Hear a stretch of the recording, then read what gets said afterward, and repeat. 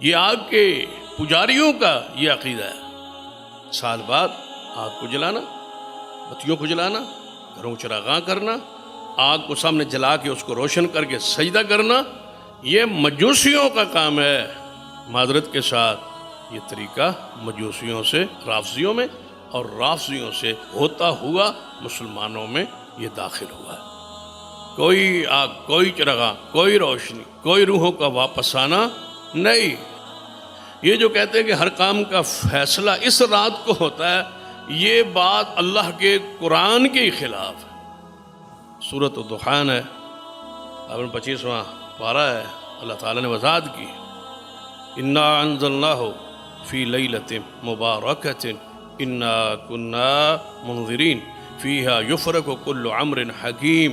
ہم نے اس قرآن کو ایک برکت والی رات میں نازل کیا جس رات میں ہر کام کا ہم فیصلہ کرتے ہیں۔ وہ برکت والی رات کون سی ہے؟ انا انزلناہ فی لیلۃ القدر، ہم نے اس قرآن کو لیلۃ القدر میں نازل کیا۔ اب مہینہ وہ کون سا ہے؟ قرآن کیا خود وضاحت کرے گا؟ قرآن کی تیسری آیت، شہر رمضان الذی انزل فیہ القرآن، ماہ رمضان ایسا ہے جس میں ہم نے قرآن نازل کیا۔